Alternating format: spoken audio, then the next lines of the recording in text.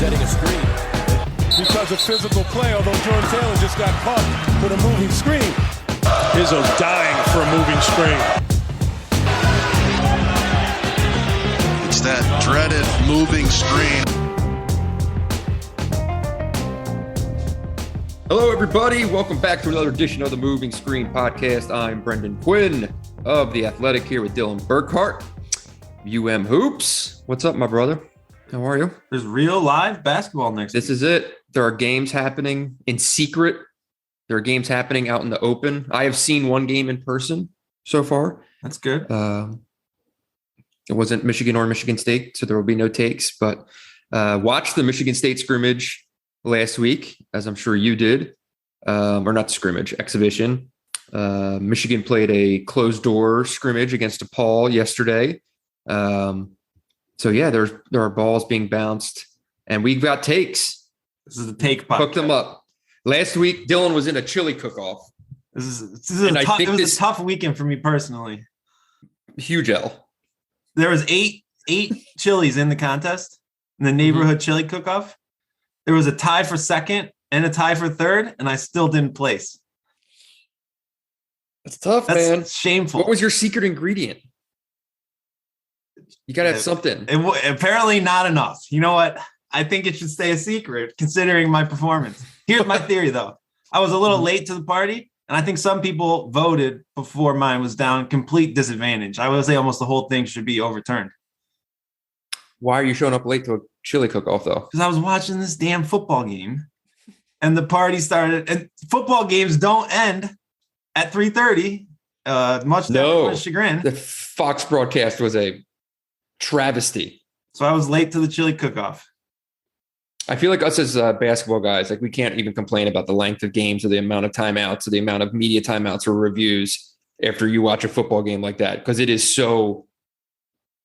I think we can. The basketball games take 2 hours. Pretty close. Football games go over by 45 minutes, easy.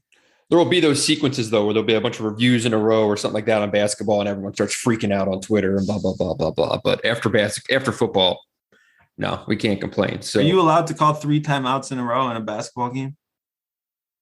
Not if someone's on the line, you can't. Yeah. So, another advantage for basketball. So, I think in the spirit of Dylan's chili cook-off, he came up with the idea of let's each cook up 5 hot takes each. You see what I'm doing here? Drawing this analogy. That's good. That was pretty Hopefully good, right? Better takes than the chili. Mm-hmm. We each have come up with 5 takes, spicy hot takes, for all of you for preseason on Michigan, Michigan State, Big Ten, a variety, a potpourri, if you will. And yeah, this is what we know that this is what people tune in for, not analysis. They just want the harebrained takes that they can then throw in our faces over the course of the season. At least me. Usually you're somewhat accurate, whereas I make outlandish predictions about Joey Hauser's assist totals or Joe Toussaint's career ascension, and then I have to wear it for months to come. So I think you got some good ones. You're the professional take thrower, so you're opening this up. I'm scared that mine aren't going to be spicy enough to hold up to yours. So you got to go with the first take. I will say, of the top 3 teams in the Big Ten, right, and it is pretty much unanimous that group is Illinois, Purdue, Michigan in any order. I feel like that's kind of been the what you see in every poll, what you see in our media poll, and what common sense says. So I'll say of those 3.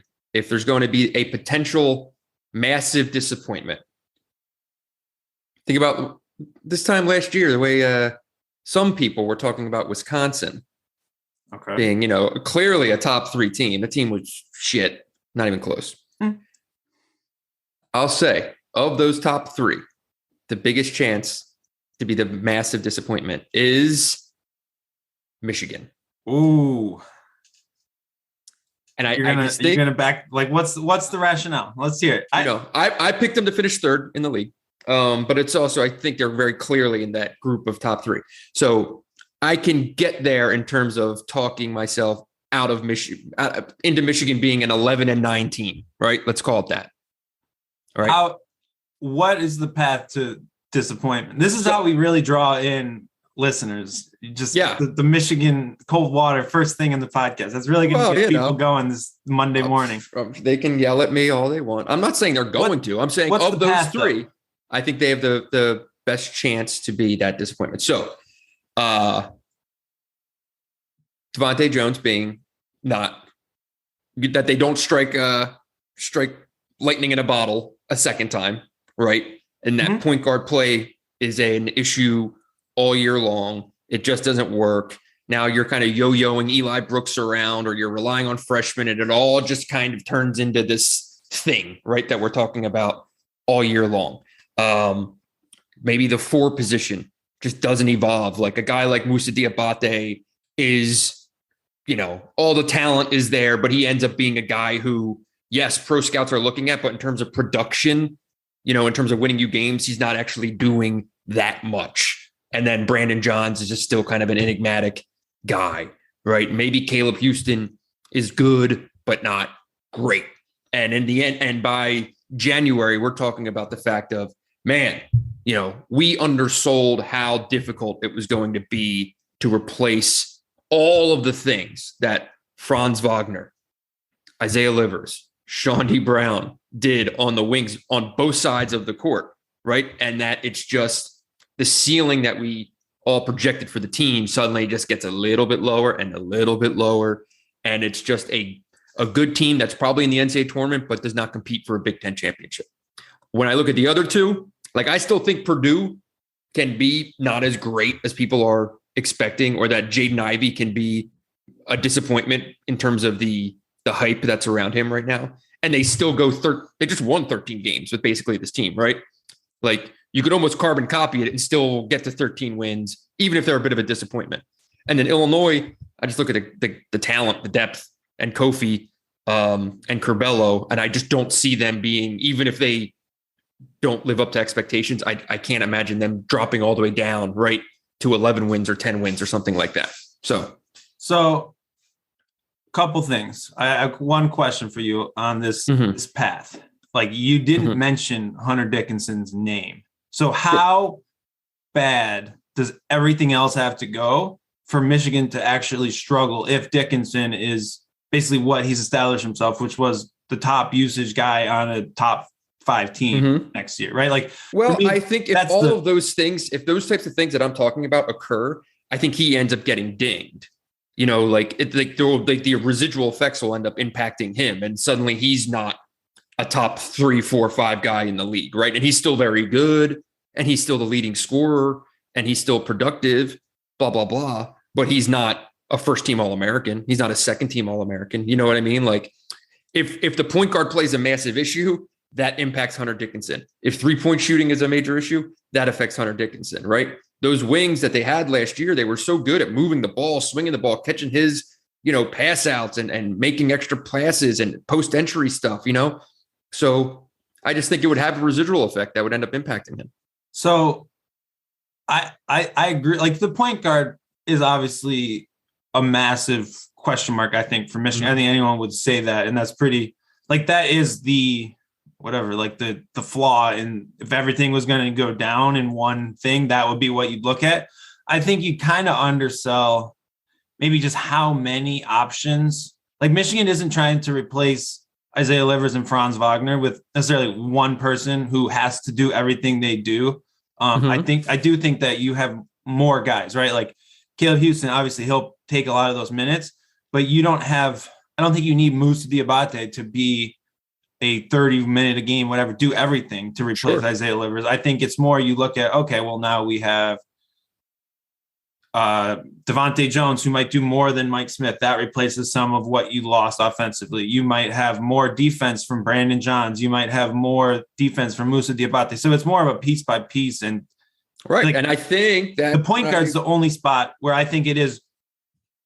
If Devontae Jones isn't ready to go, then you are looking at, well, okay, that's a real issue, because I think there's probably too much to put on Frankie Collins' shoulders right now. And you would be looking at Eli Brooks playing that spot where basically said for 2 years, I don't think that is best for him or best for Michigan. So I do agree with that part of it. I think you're underselling or overselling Purdue's floor. Purdue was not as good as teams like Michigan and Illinois last year. I know they won 13 games, but they were like a top 25 KenPom team, not like a top 10, top 15 KenPom team. And I think that is a pretty key differentiator, really. I don't think that they had the same team as last year. They would just, I don't think you can just pencil them in to win 13 games. Like, I think they have to get better to be the kind of team that wins the Big Ten. And I think there's not just as many, but there's just very different things that could go wrong with that. Like, that would be my pick for a team that was going to disappoint from that top three. Assuming we're not. I'm not saying those things are going to happen for Michigan. The premise of this is the take. So I appreciate the counterpoints, but I don't actually think that that's going to happen. I'm just trying to talk through it. I mean, Purdue seems like the implosion team in my book, based on the fact that they really just, I don't think they were quite like at that contention level next year. So they have to figure out a way to get there. Jaden Ivey is what everyone's going to talk about, but he turned over 9 or 10 times in their first exhibition game, or in their close scrimmage. That's something to keep an eye on if he's really going to take that leap. So I don't know. It's a fair point, and I do think Devontae Jones is that focus, and that to me is the chance that Michigan disappoints. But I also think that Michigan's in a decent spot to get the most out of him for what he can do. I don't really see that necessarily just being a failed. We've also, didn't we agree that we probably had Houston as the second highest usage guy on the team? Like, how many teams have won the Big Ten with a freshman as their second, a freshman guard as their second highest usage player in the team? It is a rarity. Like, they're putting a lot on Houston. Not a guard. A wing, a non-big. Yeah, I mean, what would the comparison be? Like, it's a very similar role to what Brazdeikis played for Michigan as a freshman, right? Mm-hmm. Where he played the four more, but still you're a wing who takes a bunch of shots, finishes a bunch of possessions, but you have guys to get you the ball, right? Like, you're not saying go be the point guard for the team. It's more play off of everything and make a bunch of shots. So it's a fair question. I mean, I think Iggy was still opposite Charles Matthews though, and had Xavier Simpson and Jordan Poole. That's all. That's very different than, in terms of role, Brazdeikis is I think a fair comp, but in terms of situation and scenario, completely different. But it's the same idea of a freshman maybe not being the best player on the team, but being the guy who takes the most shots on the wing. And obviously that doesn't mean you're handling the ball every possession necessarily, as much as when the possession comes to a point, it's going to be you putting the shot up, right? Like that's the role I think that you would look at in that case. So I don't know. That's an interesting point. This didn't make my list, but I was originally looking at Ohio State being the team that I would pick of really the top half of the league to fall out and potentially. We agree on that. Like, be a NIT bubble type team if that's the situation. So I think maybe that's not even spicy enough for you. All right, you ready for my first hot take? Got to go top three. You want to get people stir up some emotions. Tell them that their team that's picked to win the league is going to. There are people who have Ohio State picked in the top three, though. Yeah, well, they're wrong. I did wrong. What do you got? For my take, Nebraska will make the NCAA tournament. Wow. Take me there. Did you watch that charity exhibition against Colorado? I think they have actual talent. They have multiple guards who seem to have their head on straight, which has been an issue. There's just so many pieces on that team, and in a sense that, like, I can kind of get there. They look good. I think I love Hoiberg. I want them to be good. That's probably clouding my vision a little bit. But even some of the young guys coming in for that team, like, they seem legit, right? Like, they have McGowan's, the two McGowan's. Yeah. They have Alonzo Verge, who seems like he's going to embrace kind of being that actual point guard, whereas Arizona State, who's just score. They have this JUCO transfer, Tominaga. Not sure if I'm saying his name right. He was pulling up from the logo. Love it. He's just like shooting from everywhere. CJ Wilcher has been knocking down threes. He's a transfer. Like, This just feels like kind of the Kobe Hoiberg Webster recipe. is Kobe Webster there? Kobe Webster's still there. I mean, there's like a lot of pieces on this team, and I don't really like any of the bottom half Big Ten teams. So why not? Why don't we believe in Nebraska? Well, they've never given you reason to believe in Nebraska. Can they finish it with a top 10 offense and a top 10 defense in the league? Top 10 offense. Top 10. That's it. This is baseline stuff. Well, if they're going to make the NCAA tournament, then yes. So obviously. Yeah, I mean, if you finish with a top 10, if you finish in the top 10 in both in the league, you're probably going to win. I mean, I don't 9 games, and that gets you in. That's all you got to do.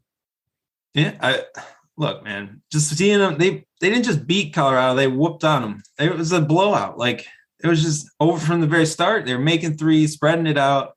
I like the upside. This would be a major jump. Ken Palm currently has the projected record for your Huskers at 14-17 overall and 6-14 in the league. So you got to find 3 more wins than what they're currently projected for in the conference. So a lot of that's probably for what you're talking about to play out. I think they need a good, like a favorable schedule on top of things, that when it all shakes out, these are impossible things to project now, but each year you look at some teams that, when the final conference standings are all set, you say, damn, this team really lucked into a decent schedule. I feel like Nebraska would have to be kind of that conversation for this to happen. Look, it's like they only play Minnesota once. Okay. Well, I didn't break down the schedule to cook this take up. I watched a Sunday afternoon exhibition and I was feeling good about it. Okay. You just love Hoiberg. I want to believe. Like who you're going to tell me you really like, I just like of my bottom half teams, you know where I'm going. You're going to go to Penn State. That's obvious. You're goddamn right. In your blood. But look at some of these other teams. Like Nebraska seems to have upside that maybe you wouldn't expect from a team you see picked second to last in the conference, in my opinion. I feel like I picked them. I think I picked them 11th, 10th, somewhere in there. And there's no one on the roster that I feel like it's just a disaster. Like waiting to implode at any given point. And that hasn't been the case. The last 2 years, they had Teddy Allen. Then the year before that, they had Cam Mack. Like, it was like, I don't feel like they're latched to someone who is not maybe going to be aligned with the team goals, if that makes sense. It feels like the roster actually is serious about winning. I feel like, Johnny National writer, right? If someone's looking at this league and doesn't, watch that many games and things like that, and you're looking at it on paper, a lot of people would just point to Northwestern and say, well, they have all this stuff coming back. The computers kind of like them sneakily in comparison to the way that you and I certainly feel about them, right? Ken Palm has them inside the top 50. So does they bring a lot back. They won, they finished the season on some winning ways last year, I think. Isn't that right? Didn't they won in the beginning, won in the end, lost everything in the middle? If winning 3 games in a row after you lost 13 in a row qualifies. What do you make of our friends Ken Palm, Bartorvix, and the computers having a soft spot for Northwestern right now? Ken Palm has them above Rutgers. They need a Chris Collins adjustment. Computers need to be updated. We know what this team is. And then we know Wisconsin, it's going to trick computer. But should we reward a team that actually plays like a fun, open style of basketball over Wisconsin? Like Nebraska just deserves to win based on how they play. The Big Ten needs it. I don't know. I'm in on Nebraska. We'll see how that ages, but I like it. How can you not get on board with Nebraska? I will watch them. I mean, you're inspiring me. I'll root for them. Pull up that Colorado tape. I don't know if Colorado's any good this year. I think Colorado State is good. I don't know about Colorado. I think they graduated their main guard, but they're in the tournament last year. Like it's not like they're playing a bunch of scrubs. They held themselves. They did well. Okay, I like it. Well, I was going to ask you a Hoiberg question, and we'll just roll it right into my next take. Uh-oh. This season, this past off season, we had 3 coaching changes in the league, I believe. Is that right? 3, right? 3. Yeah. Next off season, I will say 3 more. Out of the group of Collins, Turge, Gard, Hoiberg, and the wild card, Underwood. Ooh. Fresh off of Illinois State of the program, you're throwing Underwood into the... Not being fired. No, I Right. agree. I think if Illinois, goes to the Elite Eight the year after losing Io, what he's built there, losing the first 2 years, turning the program around, winning consistently the last 2 years, and now this being year 3, at what point is he a major attraction to say, if a top 10 or 15 job opens up? I know Illinois is probably close to that, but and he's making money. He's getting like 3.5 a year. But suddenly I think he becomes very attractive for some folks. And there's also the consideration of Underwood went to Kansas State, played at Kansas State, is from the state of Kansas. Is there a possibility of Bruce Weber going from Illinois to Kansas State, losing his job, and then being replaced by the current Illinois head coach? Or how about this? Bill Self is going to the Spurs at some point, big right? K. You're on the wrong can. You don't go. No. I mean, you don't go to Kansas State after a good season. I don't disagree, but if it's an emotional thing, he's from there, he wants to go back, whatever. I was building up to the Kansas take that You're now stealing my thunder. Self goes to the Spurs. Kansas opens. You don't turn down Kansas, my man. So if Underwood, if they make a run this year, Kansas opens. There's no obvious replacement for Bill Self at Kansas at all. People were hoping it was going to be Danny Manning. That ain't it. Unless you call up your Brad Stevenses and your Jay Wrights and your Tony Bennett and your Mark Fuse, and they all say no, well, eventually you get to his name, I think. Worth thinking about. No? So in the 3 years at Stephen F. Austin, Underwood won first round game twice in 3 years. Yeah. Then in the last 5 years, he's won 1 NCAA tournament game and lost in the second round as a 1 seed. Right. Is there really as much there as is that Kansas good? Do you need to make? I get the NCAA tournament's not everything. No, I just don't know if Underwood's is that the level that you would immediately go to if you were one? I don't know. Maybe it's he is. Not immediately go to, but when all those other people say no, guess what? I just don't know if he's where you cross of the schools that you would leave Illinois for. I'm not sure if he's up there. I don't know. Maybe though. Do you think? Is there there's upside at Illinois? Do you agree with that, or do you think of course, or do they a great job? They pay him a lot of money. If he wins this year, they can get him up to 4.5. They'll keep paying because that's it's such a big deal at Illinois. It's a basketball school, so yeah. Do the expectations outweigh? I love the counterpoints on takes. Okay, we're discussing the takes. You're making me defend saying that Brad Underwood's going to get the Kansas job. That's not open. You're killing me. What do you think about the other openings? What do we think about Collins and Turge, Gard, your boy Hoiberg? Hoiberg, no, he's going to be in the tournament. He's going to be signing an extension. So that one's out. Collins should have been fired 2 years ago. So I don't know if they're ever going to pull the trigger on that. At some point you start to wonder. So at some point I go there. Gard, I think is a slippery one. If it doesn't show any signs this year, yeah, the trajectory is a little rough, and I don't know the exit path. It feels too early to fire him, but he'd also be heading into next year. Too early. Like too early. He's been there for like 6 years. But they like made the NCAA tournament and won a game last year. What like this is his 7th season there.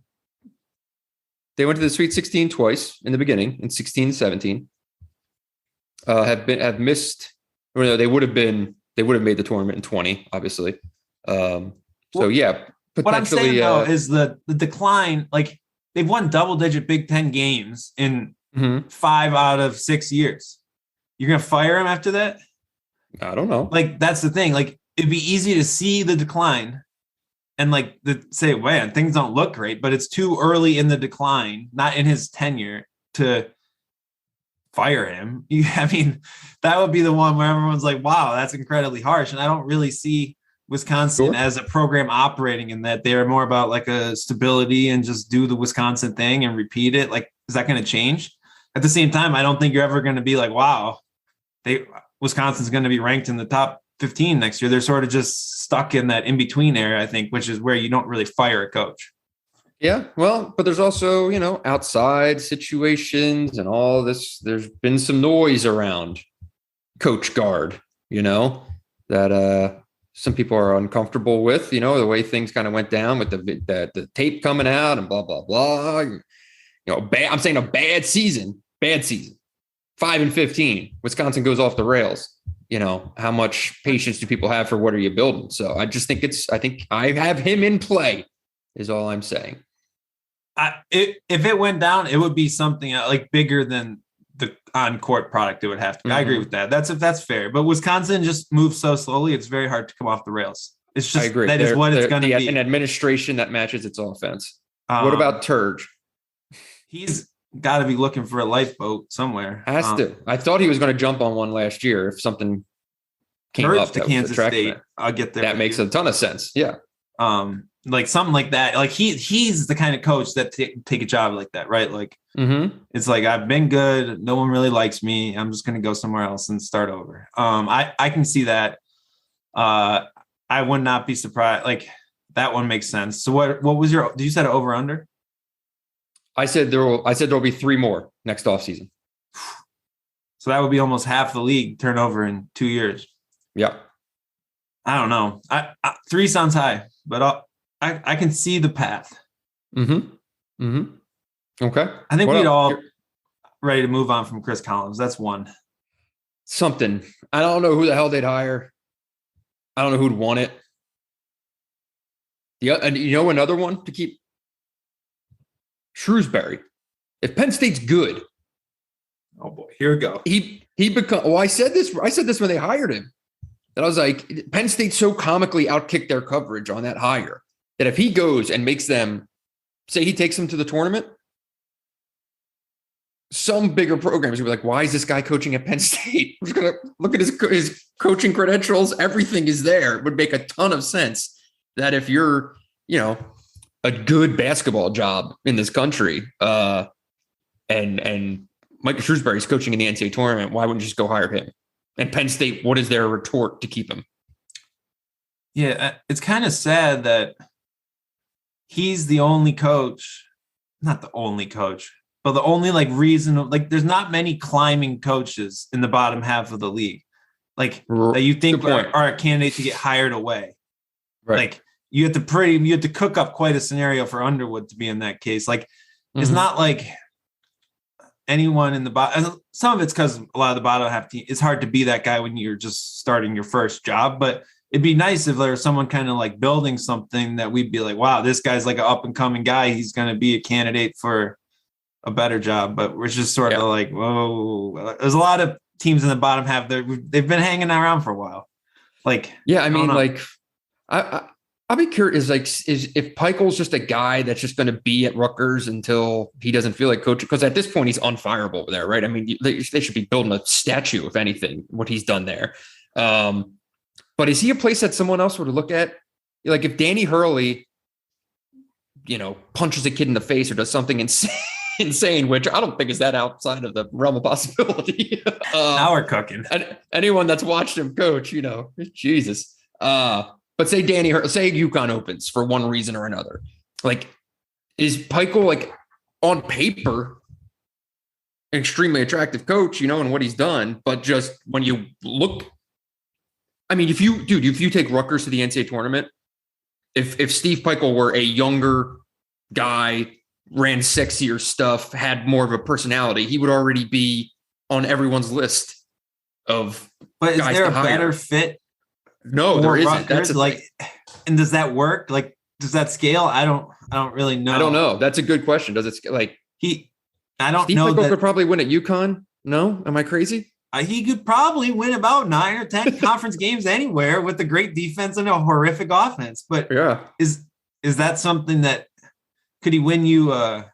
That's not really UConn's goal, or any school that would hire him from Rutgers probably wants to hire a coach that they think could maybe win championships of some sort in a way that I don't really know if the way his program's built at Rutgers is set up to do that, if that makes sense. Like, what's his upside as a coach? It's sort of like, sure, he's perfect in a place where he can just kind of grind along and be that program. I don't know. And maybe, I think Rutgers will be good this year, but man, I don't really see them ever playing great offense or doing all the things that are going to win a press conference if you get hired at a big job, right? And that's it's like Rutgers, Wisconsin. That's kind of how a lot of teams in the Big Ten just sort of build their program, and I think are maybe okay with that. And I don't know, what job is, where does that work? Does he doesn't really recruit like you want? It's just going to be funny when Brandon Knight ends up getting a better job than his current boss. You know what I mean? It's going to be funny when Pitt hires Brandon Knight and he goes from an assistant at Rutgers to the head coach at Pitt. Yeah, I mean, Pitt would be a place where that. But do you go from Rutgers to Pitt? Probably, yeah. That's an actual good fit for Pikiell, I would say. I feel like they've built programs on tough. I'm pretty sure that fan base would rather them hire Brandon Knight, though. Exactly. That's the Pikiell problem. Right. All right. Okay. My next take is that Brandon Johns isn't starting by Christmas or maybe even Thanksgiving. Wow. I thought you were going to go the other way with your Brandon Johns take. Meaning what? I thought you were going to say breakout guy or something. Oh, DJ Wilson 2.0? Sure. No, I'm not there. I think that it's not even really about Brandon as much as what Michigan is going to need to be maybe the best version of itself. And I think that you'll be able to get to we'll get to a point where we'll watch Michigan and we'll say they're a lot more dangerous when they do X, when they do Y. And it's not going to be playing with Johns and Dickinson in the post. It's going to be maybe Terrence Williams, maybe Moussa Diabate, and just all these other options I think are going to become more intriguing. Maybe it's Caleb Houston sliding up and playing another guard. And I think anything you look at, I don't see Johns answering many of the questions I have about Michigan. I think he kind of is what he is. He's going to give good minutes. I don't see him becoming the player that Michigan would need to maybe reach some upside state offensively. And I don't think he's really going to be a better defensive player than Diabate. So at that point, I just think there's going to be a lot of options and some become more intriguing.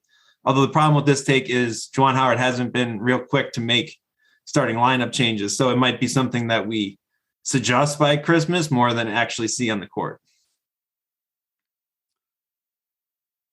If they're in a situation where they need to be switching 1 through 5 and stuff like that, who's the best option at the 4? Well, who's playing the 5? Dickinson, the All-American, is at the 5. Well, if they're going to switch everything, I would say that you would play Diabate at the 5, then Williams, Houston, Bufkin, and then or one of the two of the 3 guards really, but Kobe obviously has more length, which helps. But I think Eli, you're fine with either of those guys being in that lineup. But I think that there's an intrigue to play the 2 smaller forwards in Terrence and Houston together in a way that lets you be smaller and maybe more versatile defensively. Johns at the 4. Look, Brandon Johns last year in the NCAA tournament, Michigan drew almost all traditional power forwards all the way through the tournament. And that was huge for him. He did really well. that's not something you really see that often. Like it was a bit like most teams play a 6'6" guy at the 4 who can shoot threes and drive. And I think that's where you get into some of the issues that Brandon's had defensively over the years. And I don't know. We'll see. But that's my hot take. So everything else that he gave you in the NCAA tournament last year, the energy, the rebounding, the rim protection, the ability to finish, I don't think he made a 3. Did he? He can. He might have made a 3, but I'm probably more down on his shooting than most. Why? He attempted a lot fewer threes last year, and he was left wide open for a lot of those NCAA tournament games and was very reluctant to shoot. And for me, I think how aggressively you shoot is like just as important as like your percentage, right? The fact that his attempts dropped so much per 40 or whatever else is kind of a troubling sign for me last year. He was 1 of 5 in the NCAA tournament. He made a 3 against Texas Southern.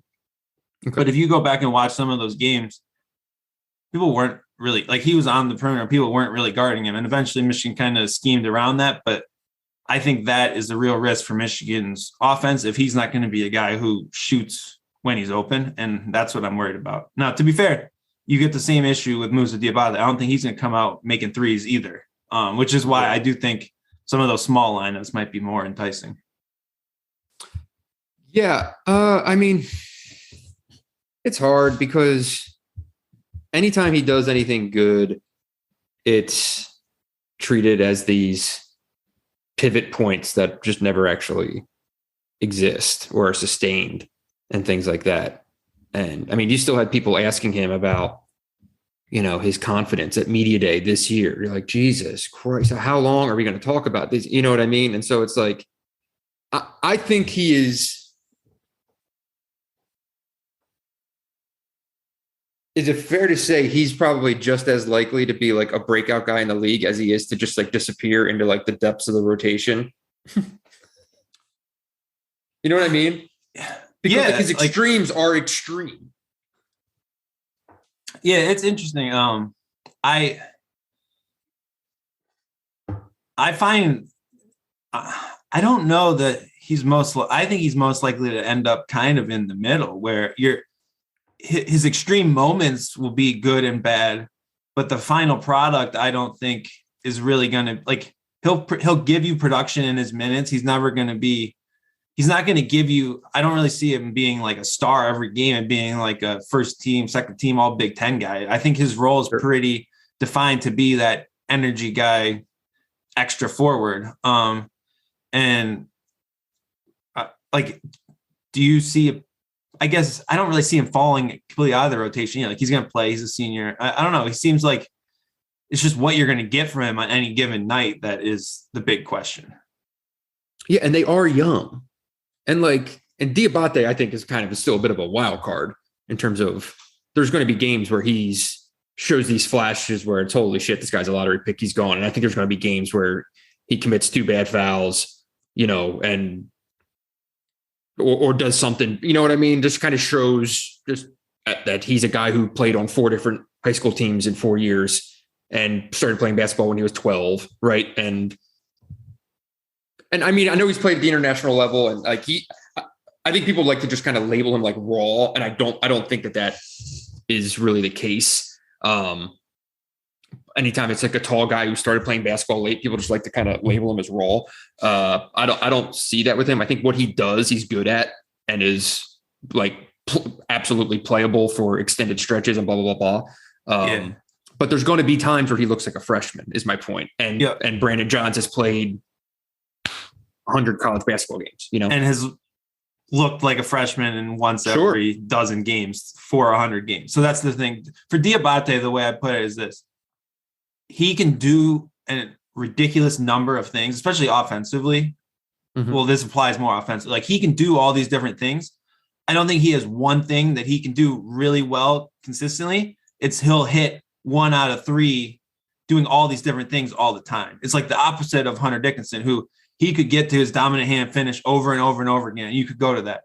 Diabate will look incredible doing 5 different things when he does them well, but he doesn't have that one thing to maybe hang his hat on, which I think is going to lead to some of that inconsistency or maybe just a little inefficiency, because most people can't even try some of the things he'll be able to do just based on his sheer ability. But being able to do it and do it efficiently and consistently in college is a big gap still for anyone. So that would lead to some maybe that like inconsistency you're talking about offensively for Diabate, but defensively, I think his potential like can change what Michigan can be in a lot of ways. And I think that's enticing. But again, you always worry with a guy with that much disruption ability that he's going to get, like you said, 2 fouls first half. All of a sudden you're doing something different because you can't really trust him in that moment. So the fouls could be an issue there. Like event producing defenders who block a lot of shots, get a lot of deflections, those guys can tend to get in foul trouble. It's just kind of the nature of the beast, especially for a guy who hasn't, like, just adjusting to how the college game is officiated is a whole struggle in itself. What does a really good year for Brandon look like? What do you think? That's the thing is, if he can just shoot 38% from 3 and make about 1 a game, everything else he does can be a lot more useful. So that's what I would kind of set the baseline at. I would say, like, I don't know, like you're talking about scoring averages. I don't think he's really going to be a high usage offensive option necessarily. So it's more, can you do that extra stuff? The biggest thing is, do people guard him at the 3-point line? If people guard him at the 3-point line, he's going to be really damn useful for Michigan. If people don't guard him at 3-point line, and they didn't in the NCAA tournament, that's going to be an issue. And that's but nobody's guarding Musa at the 3-point line either. Correct. So that's why that's the potential issue, I think, for Michigan offensively, is kind of at that logjam. They have to be fair, though, with 2 guys like that, there will be new things that they've spent the offseason introducing to try to get around that. Like, you can play through a second big like that, and you're going to be really good offensive rebounding team. Hunter Dickinson can step out and hit threes, and that can kind of invert things. So there are options that we could see offensively without a doubt.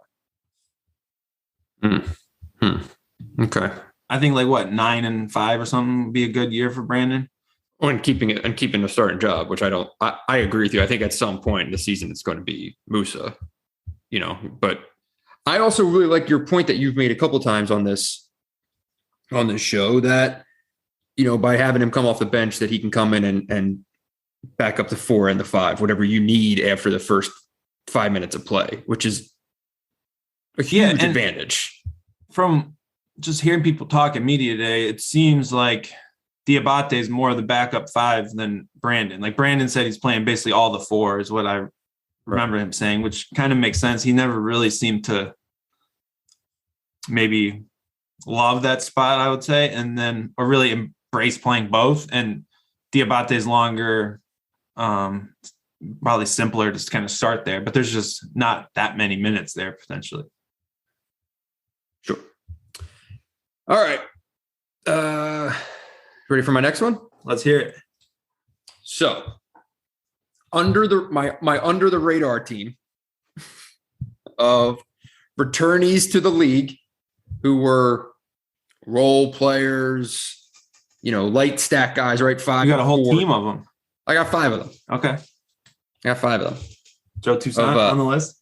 Of guys who I'm not saying they're going to be all league. I'm not even saying they're going to be all conference honorable mention, but guys who maybe double their stats. BTN preview show favorites, the ones that you hear about when you're watching like Penn State, Nebraska on a Thursday night. Sure. And I'm not naming any Penn State players because for Penn State, it's the whole team. It's the whole everyone. Okay. All right. I feel like it'd be too lazy if I just started picking Penn State guards. So I'm going to start with, I'm going to the banks. I'm going out to the banks, Dylan. I'm going to say Paul Mulcahy. He gets up to like that 12 and a half a game area. 12 and 5 and 2.5 type guy, from a guy who's been a 5 and 3 dude basically the last 2 years. He's going to play a lot. So I like his game. So Rutgers did beat Villanova in the secret scrimmage, or at least played them to a draw. And Let's go. I believe he played a lot in that game.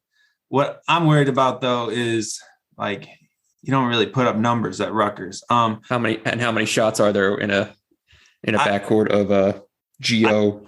He had 4 points in 30 minutes in that scrimmage. Okay, not helping me. To be fair, it was a game in the 50s, so Wow. there weren't a lot of buckets being played on the Banks. Mhm. But he's gonna play. He's gonna be a big player, so I get that. I like McConnell maybe a little more. I feel like just as a player, and is he considered already established in your book? They both are kind of. They're both kind of in that area. I think Rutgers will be helped out by, like, they almost had too many guys who were too similar. Like, you'd rather just have, if you have 6 above average guys for 3 spots, I feel like you'd rather just have 4 guys for 3 spots and just have them kind of learn to play off each other. Rutgers, it felt like it was someone different all the time. I feel like it's harder to get into a routine. No love for Cliff Omarui, but he doesn't say, he says it the different way, but I can't even do the pronunciation now. But he's an actual breakout guy. Is he too good for your list? He's too good. But he didn't really have a good year. I know. He could be like a third team all Big Ten guy this year. Yeah, but for me, I can't pick him. I couldn't pick like Keegan Murray, like guys like that. I'm not picking it. Anyone that has ever been mentioned on this show, basically, I'm not picking. So how about this? How about Tyler Wall? That's a good pick. He hasn't been mentioned. I could see him jumping up to suddenly being a 12, 13 point guy, 6 boards, right? Someone who just plays and ends up being a top 3 guy at Wisconsin. Yeah, I mean, Wisconsin has a whole team of guys who they have to. He has to make this list. So right, yeah, right. I like that pick. But I like Wall. He's got some of that Wisconsin big in him. So he takes a step forward this year. Guard multiple spots. He played a lot. Like it's good sign if you play that much. Yeah. I guess he was a sophomore last year. Here's another guy who played a lot, but I feel like he kind of gets lost in the shuffle a little bit. There had to be a Philly native on this team, of course. So we're going down to College Park, and we're going to say Hakeem Hart. I like that. Multiple positions at the guards, right? He'll play all over the place. He's going to play a ton of minutes. He can score the ball. He can do a lot of good things. They need him. I like him. He'll be more efficient than Fats Russell. That's always good. I think I like that pick. He had a really good kind of under the radar year last year, I thought.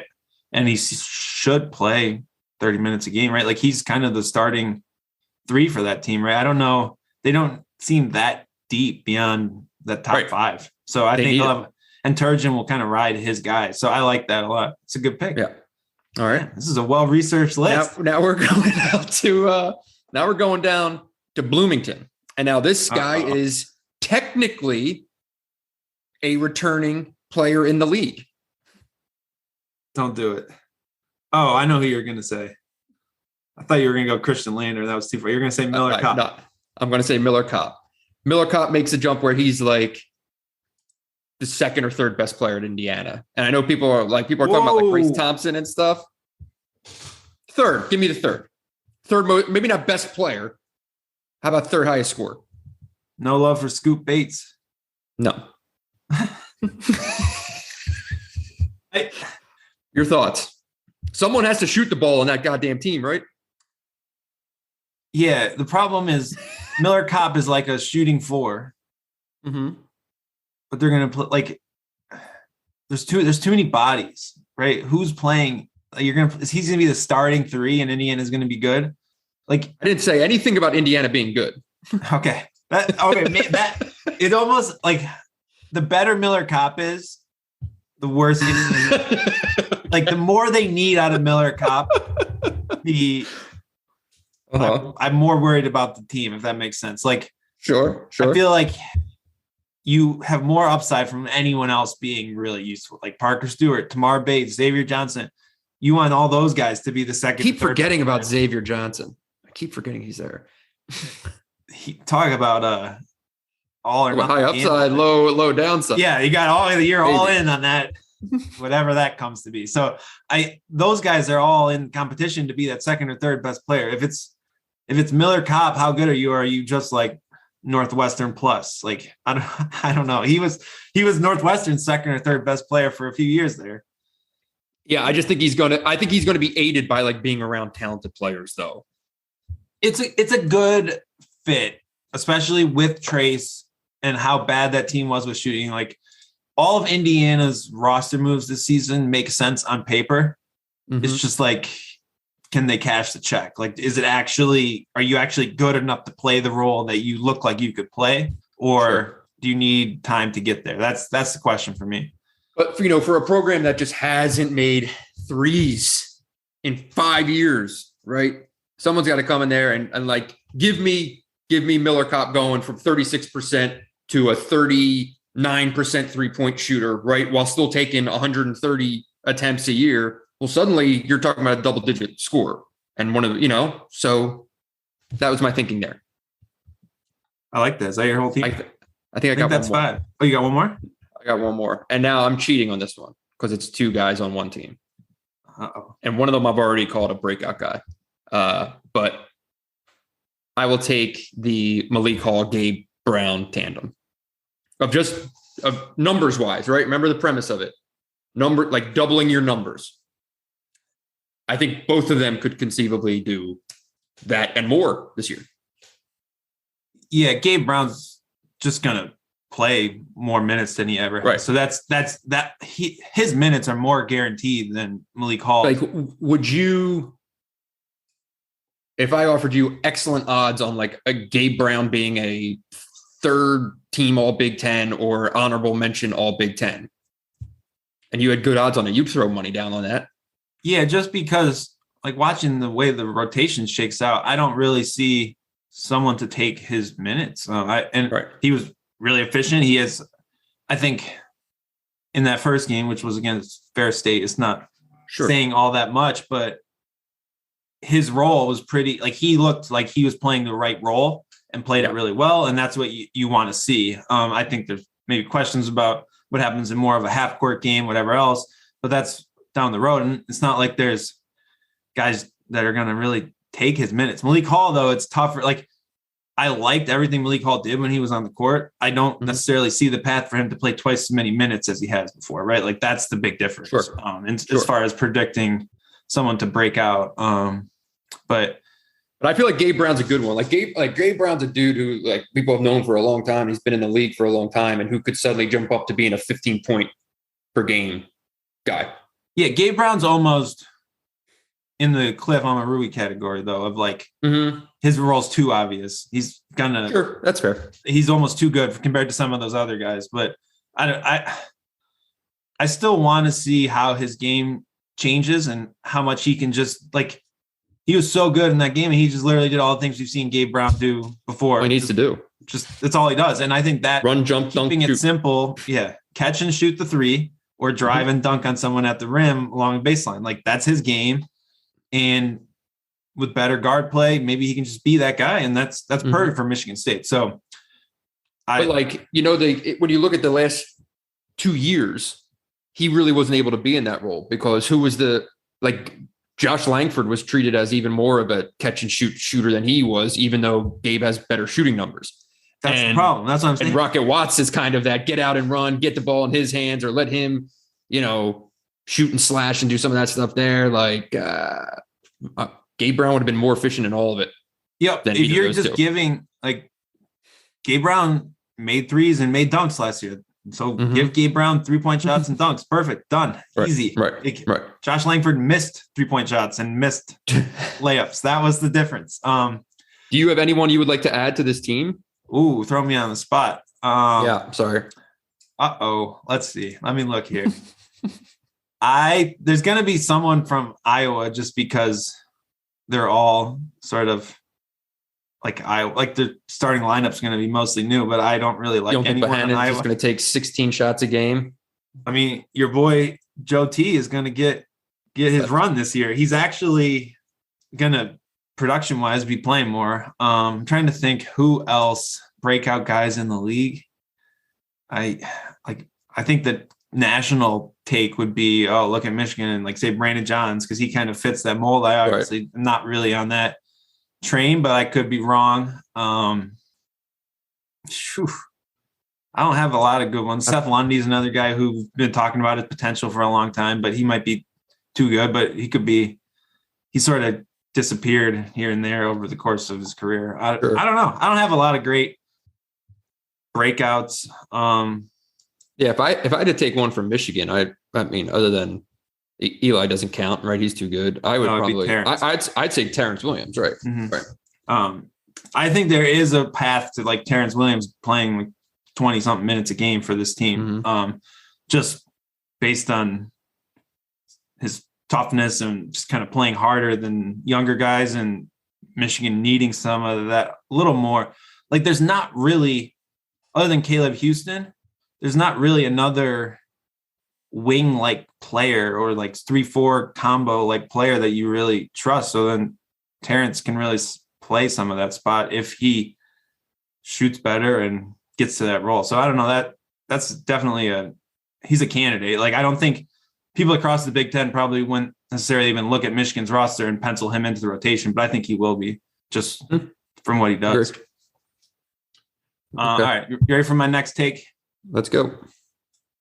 This one might not even be spicy enough, but just watching that Michigan State exhibition, I think Max Christie's the best player on Michigan State and leads that team in scoring by like considerable amount. I think he's by far their best player. I loved how, I guess just he did a lot.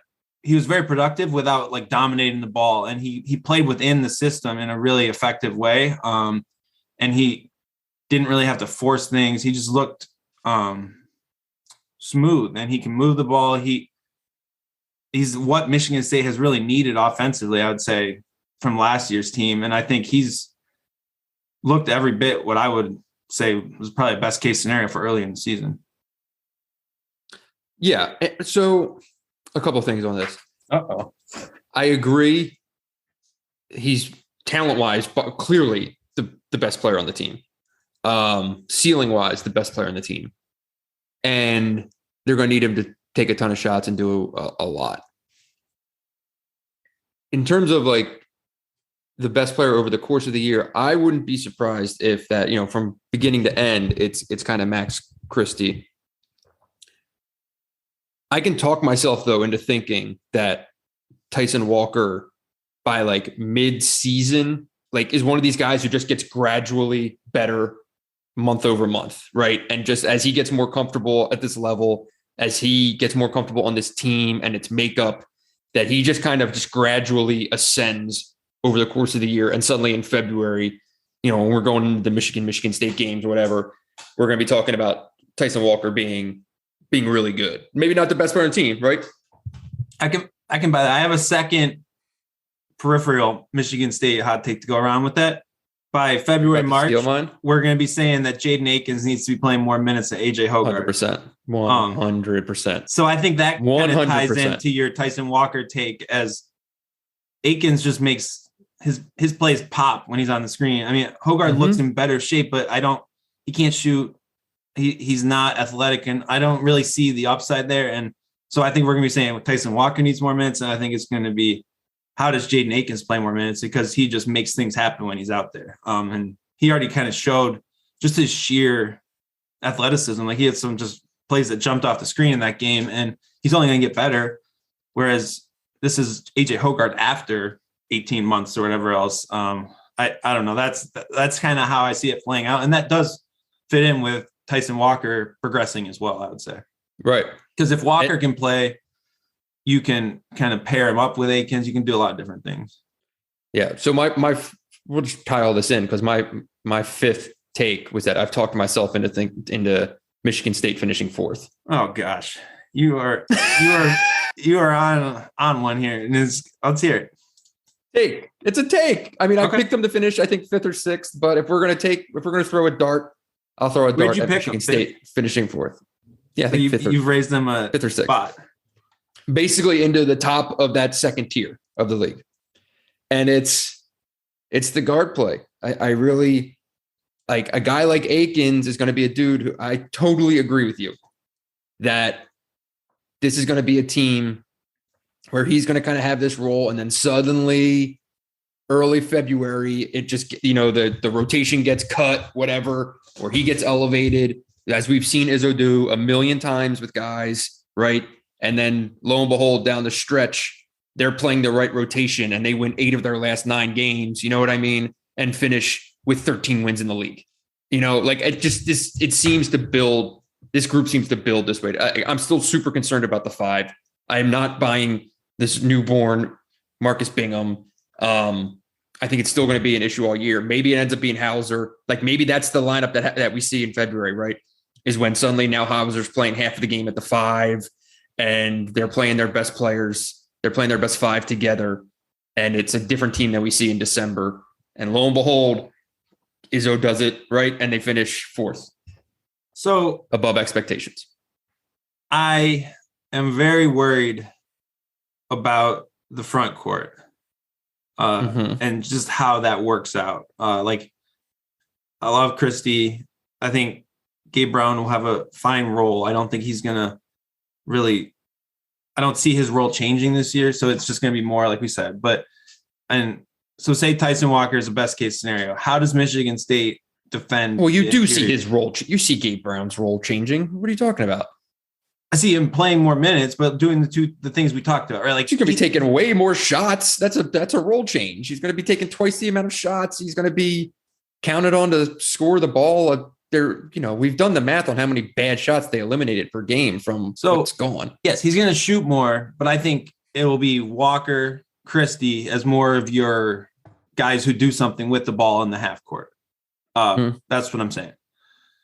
I don't know how, and there's good length on the perimeter defensively. I thought Christie was actually pretty good rebounding in that game.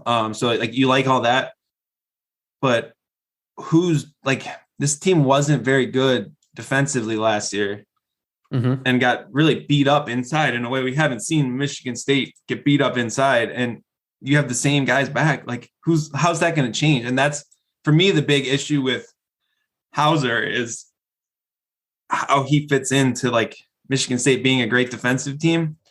And maybe it's at the 5, but he wasn't good defending the 5 last year. I don't know. Michigan State had the number 8 defense in the Big Ten last year and gave up the lowest percentage at the 3-point line, which is what you would say is kind of some luck. So their defense could have been even worse in that sense. So I don't know. That's my concern. I do think the fact that you have, I think Christie and Brown will both shoot better from 3 than the people they're replacing, which should help Michigan State a lot as the perimeter shooting team. And that's key. But now you also have to remember, right? Part of building up Michigan State in this conversation as a team that can finish 4th or better, frankly, is I'm not in love with Ohio State and I'm not in love with Maryland and I'm not, going overboard on Indiana's, new found identity or whatever the hell's going to happen down there. I'm just looking at what is in that spot of those teams. I'll take Michigan State over that based on a lot things that we've talked about. I mean, Maryland's starting lineup is pretty good. I think they're undervalued. Wait a second. This guy is ready to call Fats Russell the worst guard in college basketball. And he's now their suddenly 4th or 5th best starter. Yeah, but who's going to have the ball in his hands the most? We got to work on that. Who's the head coach? Turgeon's teams although Maryland does fine in regular season play. Maryland feels like the team that finishes above Michigan State, finishes above Ohio State, and then we all pick them to lose in the second round of the NCAA tournament. They actually lose in the first round. That's what I feel from this Maryland team. Whereas Michigan State, I do like Kudus. I can get into Michigan State being a team on the up slope at the end of the year. I get that. I just have a hard time putting them on the same tier as a Illinois, Michigan, Purdue, Ohio State, basically teams that have proven all league guys. Whereas if Michigan State has an all league guy still, it's either a guy who was at Northeastern last year or a guy who was in the Chicago suburbs playing last year. It's still a big step. And then obviously freshmen can be that good, but that's a big step. Those other teams don't need a newcomer to be their best player. Mm-hmm. And that's kind of where I'm at with the situation. Like, what other team in the league is counting on a newcomer as their go-to guy? Got to look all the way down there. Well, that's fair. I would also say how many times has Tom Izzo finished outside the top 4 in back-to-back years? I don't know. You're supposed to bring the research with that one. The track record's there. I mean, it just doesn't happen very often, let alone back-to-back years. So, yeah. And part of this is, like I said, it's that when they're playing games, when they get dusted by Kansas, or when, they have some rough spots in November and early December, it's going to be like, oh, you're the guy saying that they're going to finish 4th in the league. And it's going to be a completely different team come February. You're the guy who said Michigan's going to miss the NCAA tournament and Michigan State's going to win the league. Write that down for all the mess report posters out there. Put that on a t-shirt. Do you have any more? I have one more take. This one's tailor-made for you. Oh, okay. Zach Edey has a better season than Travion Williams. Wow. You've been reading Matt Norlander too much. No, I just think that what's going to happen is the experiment of trying to play Travion at the 4 isn't really going to work. Mm-hmm. So he's just not going to be nearly as productive as he was. But Zach Edey's going to be so good defensively at the 5 that they're just going to roll with that, and Travion will be kind of caught in the middle. That's my hot take. I don't know, man. You might be more down on Travion Williams than pretty much anyone out there. I'm not getting there on that. I think Travion Williams is going to be a first-team all-league guy this year. I guess it would be a lukewarm take to say maybe he's not a first-team guy. That'd be very lukewarm. I think his lukewarm upside is going to be he's going to lose out by Jaden Ivey, Zach Edey improving this year in a way that like maybe he's okay with. I think that is actually how Purdue could be a better team this year. Like, I think Purdue was about as good as you can be with Travion Williams taking every shot. I think his usage rate needs to drop 10%. Like into the 20s, like a normal player. And that will make it seem like maybe he took a step back. These projections for Edey, I think, are even more aggressive than the projections for Jaden Ivey. Like, I get it. He's huge. He's a monster. He's probably the most physically imposing player not named Kofi Cockburn in college basketball, maybe. But and he finished last year strong. I know he had those like back-to-back 20-point games, right? Like the last week of the year, whatever. But projecting a guy to make the jump forward that he did and play extended minutes, like how many times have we talked about the desire to have him play 20 minutes without asking like how physically capable is he of consistently playing 20 to 27 minutes a night? Like, he might be at his best playing 15 minutes a game. Edey, maybe. He played 19 minutes in podcast favorite Ed Cooley's triumph over Purdue over the weekend. And had, 12 points, 3 turnovers, 2 blocks, 5 rebounds on 5 of 10 shooting. So we'll see. Travion had 17 points, 5 boards, but was a -2. It's interesting that they started Edey, actually. Travion came off the bench. Caleb First started at the 4. Jaden Ivey turned it over 8 times. Jesus Christ. What did First do? He I had like first. 12 points, 4 boards, and was a plus 12. He's a player. The first lineup was far more effective than what I assume were either smaller guys or playing the two bigs together. There was an overtime game, and the two bigs basically combined to play exactly 45 minutes. So all that talk about playing two bigs at the same time, apparently you can't do that against the flex offense. So that was a no-go. Jaden Ivey had 6 fouls and got teed up going at it with Al Durham. Love to see that. Really? Double tax in the secret scrimmage. Brilliant. Al Durham, though, this is the problem for Indiana. Like, everyone talks about the new guys. Al Durham was pretty good last year. And he dropped 19 and 5 in 37 minutes. So, ouch. Good player they lost. But I just think I like Edey's upside more than I like Travion Williams' upside. Well, yeah. I mean, the sexy guy that you never had to see do it is always going to be more attractive than the dude who has just gone out and put up 20 and 8 for 2 straight years. All right. There's a reason Purdue won 13 games last year.